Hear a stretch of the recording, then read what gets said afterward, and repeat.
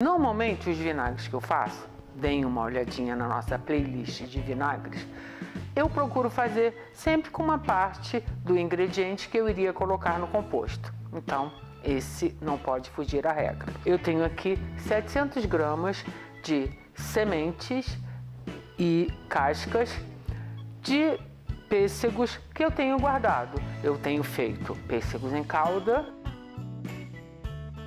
geleia de pêssego. Então eu fui guardando num saquinho próprio para alimentos, deixei no congelador para evitar que eles fermentassem e viessem a estragar e consegui juntar 700 gramas. Então, meu pote limpíssimo. Vou colocar, vocês podem ver que até tem um líquidozinho, porque no processo de congelamento das cascas, quando eu fui descongelar, ele deu um suco, que para as bactérias já vai ser ótimo.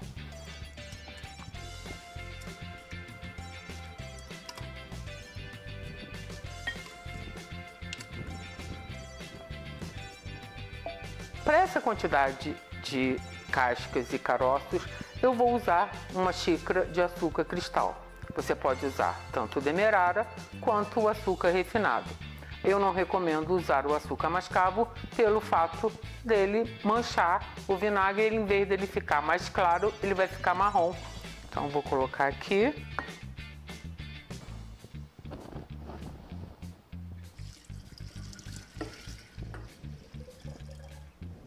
E agora você mexe para ajudar o açúcar a dissolver. O açúcar cristal ele é mais difícil de dissolver do que o açúcar refinado. Aí a gente vai dar uma mexida aqui para ajudar o trabalho das bactérias. Pronto. Agora eu vou pegar um filó, mas se você não tiver um filó, você também pode usar um pano de prato, de preferência de algodão, super limpinho.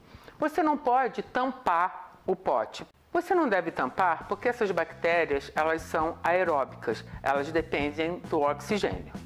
Então, com o elástico eu vou prender o filó e o filó vai evitar também que aqueles bichinhos de fruta venham posar. E esse meu pote precisa ficar descansando, normalmente no tempo quente, de 10 a 15 dias ele já estará pronto, mas com o tempo mais frio, de 20 dias para lá. Uma dica importante, você deve mexer de 2 em 2 dias para que a mistura se incorpore e não fique muitas partes boiando para evitar que elas mofem. E também você precisa manter essa mistura num ambiente escurinho. Eu gosto de usar um saco de lixo limpíssimo que eu guardo só para esse processo de manter o vinagre no escuro. Aí você vai puxando assim. Esse meu saco até ele ficou maior do que o outro que eu tinha. A gente torce aqui um pouquinho, deixa bem a boca de fora. E com outro elástico a gente prende aqui o saco direitinho. Como eu comentei, ele tem que ficar fermentando para as bactérias poderem consumir esse açúcar e transformar em álcool e depois em vinagre. Você vai saber que está no ponto conforme você for sentindo o aroma característico do vinagre e todos os sedimentos, no caso as cascas, porque os caroços são pesados, vão estar depositados no fundo depois que você mexer. Ele deve ficar num lugar arejado, mas protegido. Aqui em casa eu gosto de guardar em cima de uma geladeira, porque é um lugar protegido de corrente de ar, de qualquer acidente, principalmente de bichos, no caso eu tenho gatos. Aí daqui a alguns dias eu volto e vou dizer para vocês quantos dias foram necessários para que então essa mistura se transforme em vinagre.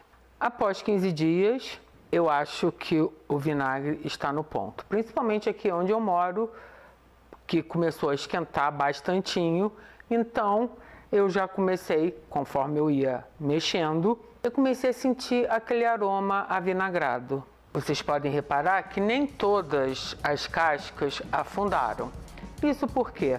porque muitas dessas cascas eram quase que películas. O pêssego estava muito maduro, então eu nem precisei cortar com a faca. Eu pegava a pontinha da faca e puxava e vinha quase que uma membrana mesmo, uma película. Então essa parte está bem flutuante, mas outras, porque eu juntei de várias receitas, o pêssego eu retirei mais, então elas afundaram mais rápido. Qual o procedimento que tem que ser feito agora? Deve ser coado. Eu adoro isso aqui. É um funil que já vem com uma peneirinha que ela encaixa aqui. Fica perfeito. Então, deve ser coado. Você deve colocar num pote bem higienizado. E a minha recomendação é a seguinte. É o que eu vou fazer no caso do meu vinagre de pêssego. Como está muito quente e eu não quero esperar que o resto das cascas afundem, por que eu não quero esperar? Porque como o tempo já está ficando muito quente, eu estou com medo que essas cascas possam vir a mofar. Principalmente que eu já estou achando que o vinagre, para mim, está no ponto. Então, para evitar que ele continue fermentando, eu gosto de envasar e colocar na geladeira. Aí você vai, logo que você coar, você vai olhar e falar: ah, mas o meu vinagre ficou turvo, ele não está cristalino.